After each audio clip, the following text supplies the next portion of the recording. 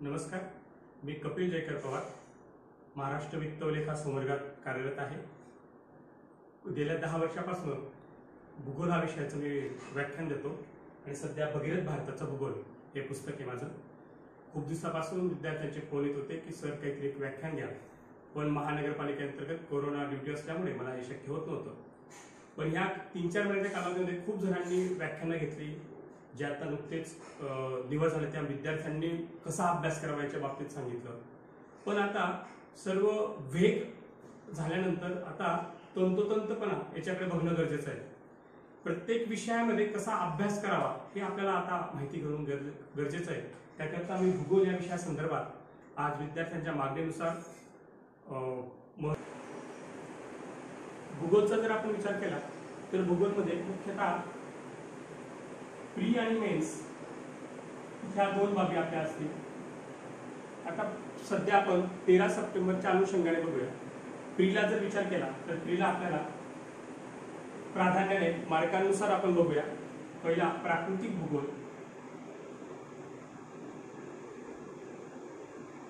दुसरा हवामान हा मुख्य टॉपिक, नंतर भारताचा भूगोल आणि महाराष्ट्राचा भूगोल।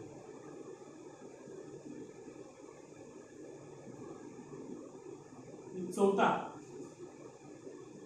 जगाचा भूगोल।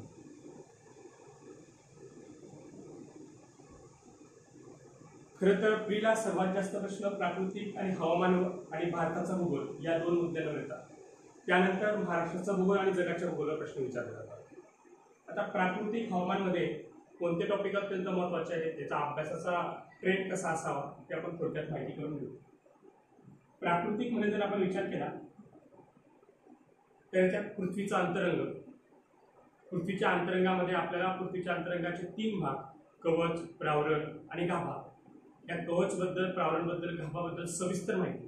नंतर पृथ्वीचा अंतरंग माहिती करून घेण्यासाठी आपल्याला भूकंपशास्त्राचा उपयोग आपण केला। मग भूकंपशास्त्रामध्ये भूकंप लहरी, या भूकंपशास्त्राच्या अभ्यासातून आपण कशा पद्धतीने अंतरंग माहिती करून घेतलं, त्या भूकंप लहरींचे काय वैशिष्ट्य आहेत याच्यावर आपल्याला भर देणं अत्यंत गरजेचं आहे। त्यानंतर पुढचा मुद्दा याच्यावर भूरूप विकासावर परिणाम करणारे घटक।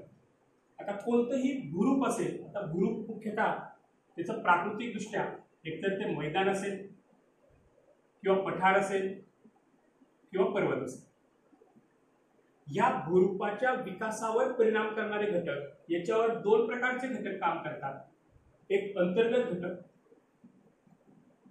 आणि एक बाह्य घटक। या अंतर्गत घटकामध्ये मुख्यतः ज्वालामुखी, भूकंप या शीघ्र घटकांचा आपण विचार करतो। तर ज्वालामुखीचा आपण सविस्तर अभ्यास केला पाहिजे, भूकंपाचा सविस्तर अभ्यास केला पाहिजे। नंतर अंतर्गत कार्य करणारी जी बल आहे, या बलांच्या बाबतीत आपण अभ्यास केला पाहिजे। म्हणजे अंतर्गत बलांमध्ये हॉरिझॉन्टल बल, व्हर्टिकल बल या 2 बलांचा समावेश होतो आणि यामुळे कोणकोणती भूरूप तयार होतात याचा अभ्यास आपल्याला करायचा आहे। पर्वतांच्या पण निर्मितीच्या प्रक्रिया आहे, त्या पर्वतांच्या निर्मितीच्या प्रक्रियेचा अभ्यास आपल्याला करायचा आहे। पठारांविषयी सविस्तर माहिती याच्यात घ्यायची, मैदानांविषयी सविस्तर माहिती याच्यात घ्यायची। याची लिंक आपण जगाच्या भूगोलाबद्दल लावू शकतो। म्हणजे जगामध्ये वेगवेगळ्या देशात असणारे पर्वत, जगामध्ये वेगवेगळ्या देशात असणारे पठार, मैदानात पण वाळवंटी मैदानांचा समावेश आहे, त्यात वाळवंटाचा अभ्यास आपल्याला करावा लागेल। म्हणजे ही लिंक आपण इथं सहज लावू शकतो। पुढचं बाह्य घटक। बाह्य घटक आपण बघतो, बाह्य घटक म्हणजे नदी, वारा, समुद्र लाटा, हिमनदी, काश प्रदेश। आता ह्या नदी टॉपिक बद्दल आपल्याला मुख्यतः नदीचे चक्र म्हणजे आपण त्याला भूरूप चक्र असं म्हणतो। या भूरूप चक्रातल्या अवस्था ज्या असतील, युवावस्था, प्रौढावस्था आणि वृद्धावस्था, या अवस्थांमध्ये युवावस्थेमध्ये तयार होणारे भूरूप, प्रौढावस्थेत तयार होणारे भूरूप, वृद्धावस्थेत तयार होणारे भूरूप सर्वांची नदी, वारा, समुद्र लाटा, हिमनदी, काश प्रदेश याच्याबद्दल आपल्याला सविस्तर माहिती घ्यावी लागेल। या बाह्य घटकांचं कार्य कसं आहे, म्हणजे हे 3 प्रकारे कार्य करतात। एक खनन कार्य किंवा त्याला आपण शरण कार्य असं म्हणतो, दुसरा आहे वहन कार्य आणि तिसरा आहे संचयन कार्य। तुम्ही जर बघितलं तर तिघ घटकांचं थोड्याफार प्रमाणात फरक, म्हणजे प्रत्येकाची हत्यारं वेगळी आहेत कार्य करण्यासाठी. आता हत्यारं काय? नदीचं हत्यार मुख्यतः पाणी, गाळ, दगडगोटे हे नदीचं हत्यार. वारा जर आपण विचार केला, वाऱ्याचं हत्यार काय? तर वारा मुख्यतः वाळवंटी भागात काम करतो, कारण की वाळवंटी भागात स्कोप जास्त आहे, त्यात वाऱ्याचं हत्यार वाळवंटी भागात वाळू. हिम नदीचं हत्यार काय?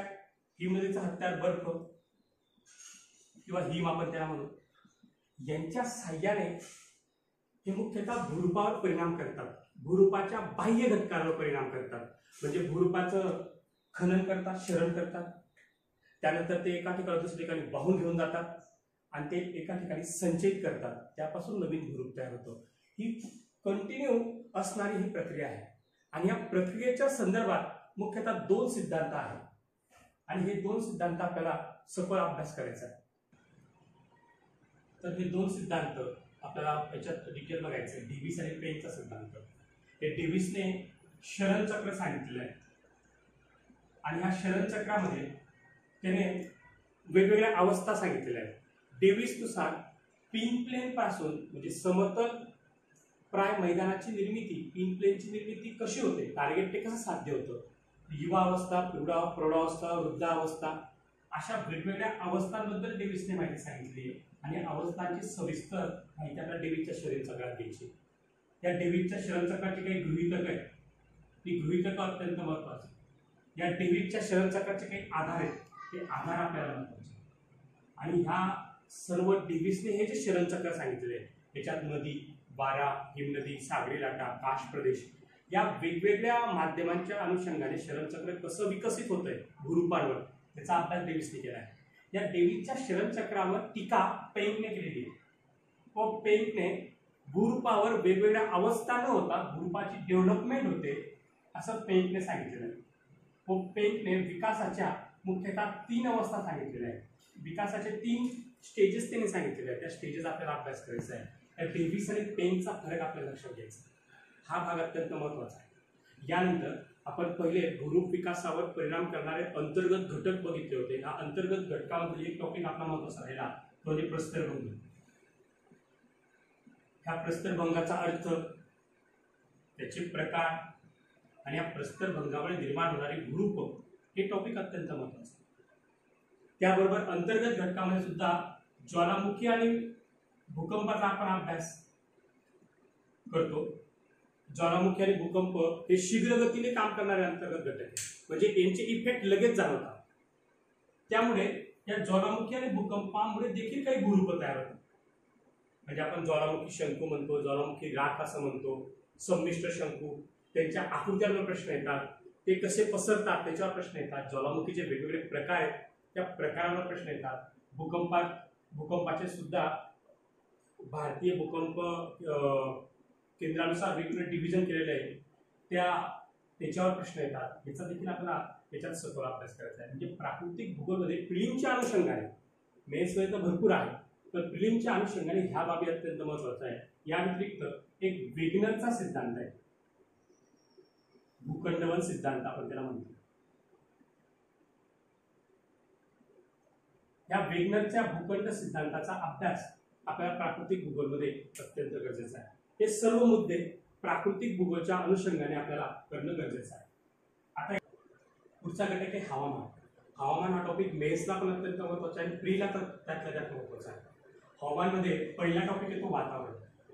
आता वातावरण म्हणजे काय, वातावरणाची संरचना कशी आहे, वातावरणाचे थर जे तपांबर, शीतांबर, नंतर वरती आयनांबर, बाह्यांबर, काही ठिकाणी दलांबर नाव असेल, काही ठिकाणी ओझनांबर नाव असेल, हे सर्व कन्सेप्ट काय, या सर्व कन्सेप्ट बद्दल आपल्याला याच्या डिटेल माहिती घ्यायची आहे. प्रत्येक थराची वैशिष्ट्य आपल्याला माहिती करून घ्यायची आहे.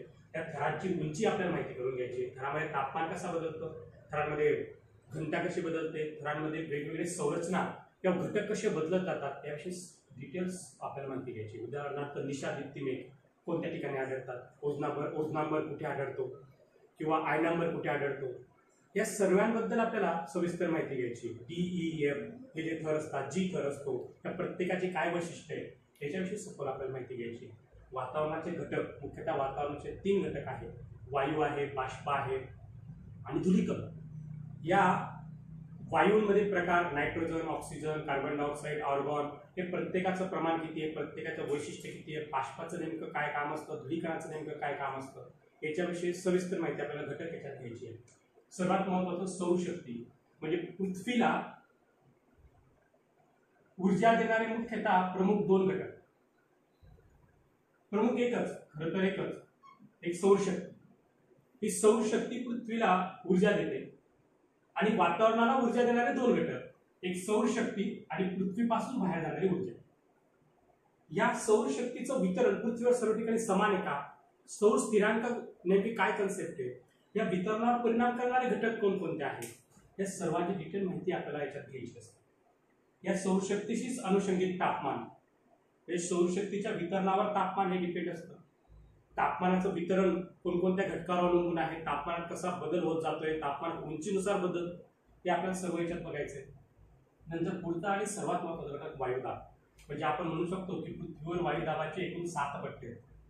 या 7 पट्ट्यांची निर्मिती कशी झाली, या पट्ट्यांच्या निर्मितीसाठी कोणते दोन म्हणजे औष्णिक घटक आणि गतीज घटक हे दोन घटक कारणीभूत आहेत.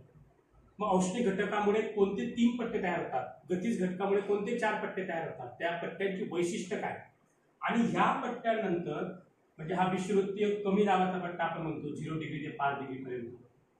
या पट्ट्यांच्या निर्मितीनंतर या पट्ट्यांचं सूर्याच्या भासमान भ्रमणानुसार कशा प्रकारे स्थलांतर होतं, म्हणजे याला आपण वायुदाब पट्ट्यांचं आंदोलन असं आपण म्हणतो, shifting of air pressure belts आपण त्याला असं म्हणतो.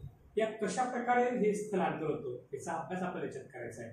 म्हणजे दक्षिणायनमध्ये काय स्थिती असते, उत्तरायणमध्ये काय स्थिती असते, हे वायुदाब पट्ट्यांबद्दल आपल्याला बघायचं आहे. आणि ह्या वायुदाब पट्ट्यांच्या अनुषंगिकच असतात वारे. म्हणजे आपण म्हणतो की जास्त वायुदाब आणि कमी वायुदाब यांच्या दरम्यान ही वाऱ्यांचं स्थलांतर होतं. मग वारे कुठून कुठे वाहतात, वारे जास्त वायुदाबाकडनं कमी वायुदाबाकडे का कमी वायुदाबाकडून जास्त वायुदाबाकडे, ते तसेच का वाहतात, वाऱ्यांचे प्रकार कोणते, मुख्यतः 3 प्रकार आपण बघितले, ग्रहीय वारे, नंतर दुसरं मान्सून प्रकारचे वारे आणि तिसरे स्थानिक वारे. या ग्रहीय वाऱ्यांमध्ये म्हणजे पृथ्वी या ग्रहावर नियमित स्वरूपाने वाहणारे वारे, या ग्रहीय वाऱ्यांचे मुख्यतः 3 प्रकार पडतात. त्याचा आपण याचा डिटेल अभ्यास करणे गरजेचं आहे. या ग्रहीय वाऱ्यांचे प्रकारानुसार त्यांचे वैशिष्ट्य आपण बघायचे. मान्सून विषयी सविस्तर सांगतो. स्थानिक वारे सर्वात महत्त्वाचं टॉपिक, म्हणजे पृथ्वीवर वेगवेगळ्या कमी दाब जास्त दाब याचे पट्टे स्थानिक कारणामुळे, स्थानिक वारे मुख्यतः स्थानिक कारणांमुळे निर्माण होतात. काही ठिकाणी कमी जास्त दाब स्थानिक कारणांमुळे निर्माण होतो. त्यात लू प्रकारचा वारा आहे, चिनूक वारे,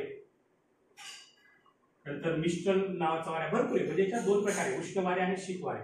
यांची निर्मिती कोणत्या स्थानिक कारणांमुळे होते, या वाऱ्यांचे प्रकार कसे आहेत, यांची काय वैशिष्ट्य आहे, उदाहरणार्थ कोणत्या वाऱ्याला स्नो इस्टर्स असं म्हणतात, अशा प्रकारचे विविध प्रश्न याच्यावर येतात. याच्याविषयी डिटेल आपल्याला माहिती घेणं गरजेचं आहे.